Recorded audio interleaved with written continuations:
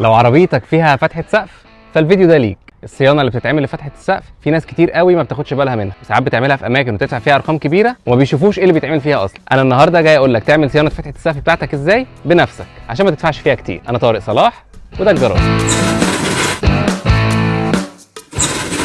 فتحة السقف من الحاجات اللي لو حصل فيها مشكلة بتزعل، زي انها تتفتح وما تقفلش او انها ما ترضاش تتفتح اصلا، وده بيحصل بسبب تراكم التراب في السير اللي فتحة السقف بتمشي عليه. الاماكن دي المفروض تتنضف وتتشحم كويس بشحم مخصوص، وكمان المفروض المجر او المزاريب بتاعة المية اللي بتنزل المية الزيادة اللي بتقع جوه فتحة السقف المفروض نتاكد ان هي سالكة تماما عشان ما تدخلش مية جوه العربية ونلاقي بعد كده فرش السقف بتاعنا مبقع. في نوعين من فتحة السقف، فتحة السقف اللي بتفتح لفوق والفتحه الثانيه اللي بتفتح جوه السقف نفسه. النوع ده بيبقى اسهل في الفك والتركيب لانه بيتفك بمسامير من بره وتقدر تنظف براحتك، لكن النوع الثاني بيبقى اصعب طبعا لان انت عشان تفكه لازم تفك فرش السقف بتاع العربيه من جوه، ودي طبعا عمليه صعبه وطويله جدا. فلو فتحه السقف بتاعتك شبه دي انت محتاج تراجع كتالوج الصيانه بتاع عربيتك عشان تعرف المسامير بتاعتها فين وتعرف تفكها بنفسك. يلا بينا نشوف هنعمل ده ازاي. اول حاجه تحتاجها فوطه او اتنين عشان التنظيف، ثاني حاجه طقم مفكات وده هنستخدمه لو اضطرينا نفك فتحه السقف زي ما هنعمل دلوقتي، ثالث حاجه مجموعه من الفرش واهمهم الفرشه الصغيره ودي اللي هنحط بيها الشحم، ممكن كمان نستخدم فرشه الدهان، بس اهم حاجه نلزق شكرتون على الجزء المعدني عشان ما يجرحش العربيه.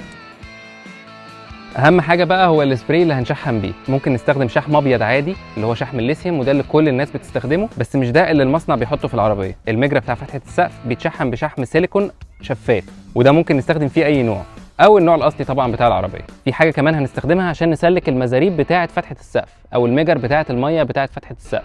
لو هي مسدوده عندك والميه بتتجمع وبتخش جوه العربيه من جوه وبتوسخ فرش السقف فانت محتاج تسلكها عشان الميه تنزل في مكانها المظبوط، وده طبعا باختلاف العربيات. كل عربيه بيبقى مكان المجرى يا اما رايح لورا العربيه يا اما نازل من قدام. في عربيات المجر بتاعه الميه بتبقى قدام تنزل على العربيه من قدام لحد ما تنزل على الكارتيره اللي قدام، وفي عربيات زي العربيه دي الفتحات بتاعه المجر بتبقى ورا، ودي عشان نسلكها محتاجين نسلكها يا اما من تحت الكارتيره اللي ورا ونسلك العكس او نفك فتحه السقف. اول حاجه هنفتح فتحه السقف بحيث ان هي تبقى مفتوحه حوالي شبر، بعد كده هنيجي ورا هنلاقي فيه مسمارين، المسمار ده واحد منهم والمسمار التاني زيه بالظبط بس الناحيه التانيه. هنجيب مفك ونبدا نفك المسامير دي ونراعي ان احنا لما نيجي نركبها بعد كده نركبها في نفس المكان بالظبط عشان فتحه السقف ما تركبش معوجه. المسمار لو فكيته هتلاقي معلم علامه مكان الربط بتاعه، لما تيجي تربطه بعد كده هتربطه على نفس العلامه دي. هنستخدم المفك ونبدا نفك المسمارين. هنفك المسمار بس هنسيبه مكانه، هنفك المسمار التاني وبرده هنسيبه في نفس المكان بتاعه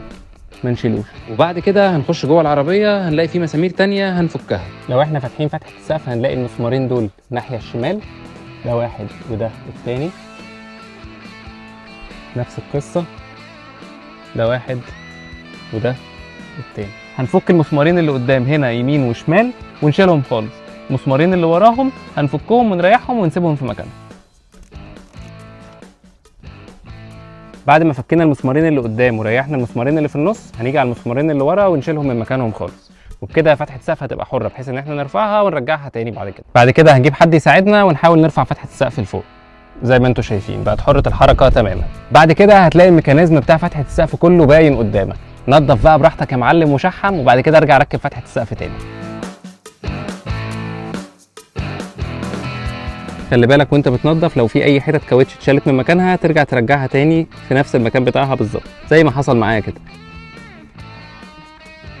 نبدا بقى بالفرشه نشيل بواقي الشحم المتراكمه على المجرى بتاع فتحه السقف.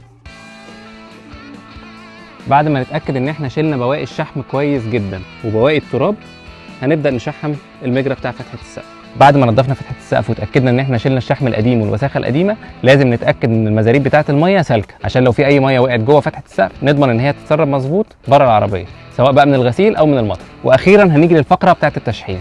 زي ما قلنا ممكن نستخدم سبراي شحم ابيض عادي او ممكن نستخدم شحم سيليكون زي اللي بيجي في العربيه بالظبط، والشحم السيليكون الشفاف ده طبعا احسن بكتير. فانا هستخدم الشحم السيليكون ومعاه فرشه صغيره عشان اقدر افرد بيها الشحم في الاماكن اللي هيحصل فيها حركه.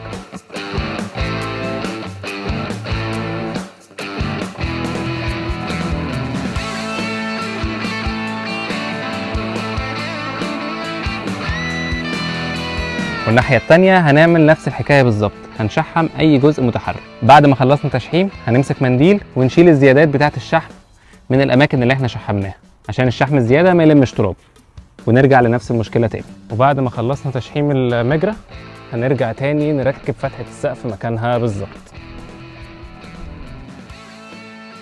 حطينا فتحه السقف مكانها، هنبدا نشبط المسامير في اماكنها ونقفل فتحه السقف عشان تبيت في مكانها مظبوط. وبعد كده نفتحها ونقرط على المسامير في نفس العلامات ونفس الاماكن بتاعتها.